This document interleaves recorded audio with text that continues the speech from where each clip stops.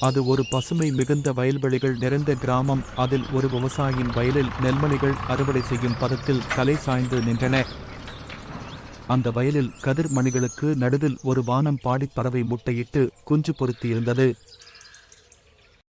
அன்றைய மாலை பொழுதில் வானம் பாடிப்பறவை தனது குஞ்சுகளுக்கு இரை தேடி வெளியே சென்றிருந்தது. அந்த மாலை வேளையில் தோட்டத்தின் விவசாய வரப்புகளின் மேல் தனது நண்பன் பின்தொடர நடந்து வந்து கொண்டிருந்தான். அப்போது விவசாயியின் கண்களில் நெல் மணிகள் அறுவடை செய்யும் அளவிற்கு முற்றியிருப்பது தெரிய வந்தது. நண்பா, பார்த்தாயா? தானிய கதிர்கள் அனைத்தும் நன்றாக முற்றிவிட்டன. இனியும் தாமதியாமல் அறுவடைக்கு ஏற்பாடு செய்ய வேண்டும். ஆமாம் நண்பா, விரைவில் செய்ய வேண்டும். ஊரில் இருக்கும் எனது மைத்துனனுக்கு தகவல் சொன்னால் அவன் ஆட்களுடன் வந்து விடுவான். எனக்கு என்ன கவலை, எல்லாவற்றையும் என் மைத்துனன் பார்த்துக் கொள்வான். இவ்வாறு தனது நண்பருடன் பேசிக்கொண்டே வரப்பிலிருந்து நகர்ந்து சென்று விட்டான். அந்த விவசாயியின் பேச்சைக் கேட்ட குஞ்சுகள் மிகவும் மிரண்டு போயின. தாய்ப்பறவை வரும் வரை பதைப்புடன் காத்திருந்து அதனிடம் தாங்கள் கேட்ட விவரத்தை கூறின. அதனை பொறுமையாக கேட்ட வானம் பாடிப்பறவை, பயப்பட வேண்டாம் என் செல்வங்களே. அந்த விவசாயி மைத்துனன் என்ற பெயரில் தன் மேல் நம்பிக்கை வைக்காமல் வேறு ஒருவரை நம்பி இருக்கிறான். எனவே இந்த காரியம் எளிதில் நிறைவேறாது. இன்னும் சில காலம் நாம் இங்கு நிம்மதியாக இருக்கலாம். கவலை கொள்ள வேண்டாம் குழந்தைகளே. சில வாரங்கள் கழிந்தன. அந்த வானம் பாடிப்பறவை சொன்னது உண்மைதான். வயலில் எந்த வேலையும் நடக்கவில்லை.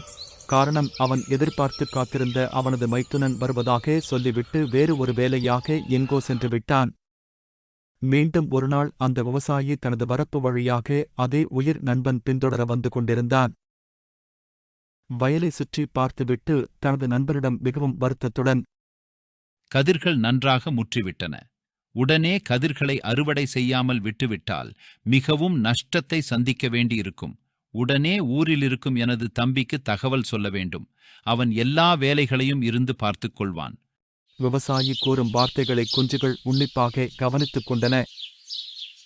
மாலையில் தாய்ப்பறவை வந்தவுடன் செய்தியை பகிர்ந்தன.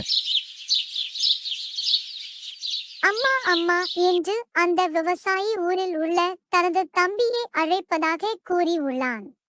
ஆமாம் அம்மா, எங்களுக்கு பயமாக உள்ளது. கவலை வேண்டாம்.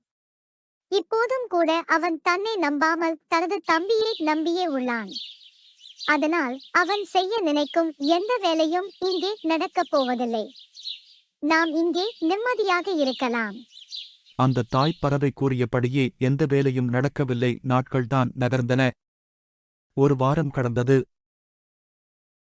அந்த விவசாயி தனது நண்பனுடன் மீண்டும் வயல் வெளிக்கு வந்து தனது வயலை சுற்றிப் பார்த்தான். நெல் கதிர்கள் நிறைய உதிர்ந்து விட்டதையும் பெரும்பாலான தானியங்கள் அங்கே சேதமாகி இருந்ததையும் கண்டு மிகவும் வருந்தினான். கதிர்கள் மிகவும் சேதமடைந்து வருகிறதே நண்பா. ஆமாம், இனியும் நான் பிறரை நம்புவதில் பிரயோஜனம் இல்லை. நாளையே நான் சில வேலையாட்களை அழைத்து வந்து நானே என் கையால் அறுவடையை ஆரம்பிக்கிறேன். இதனை கேட்ட குஞ்சுகள் பதட்டம் கொள்ளாமல் வழக்கம் போல தனது தாய் வரும் வரை காத்திருந்தன. சிறிது நேரத்தில் தாய்ப்பறவை வந்தது. அம்மா, வழக்கம் போல அந்த விவசாயி வந்தார். நாளைக்கு அவரே அறுவடையை செய்ய போகிறாராம்.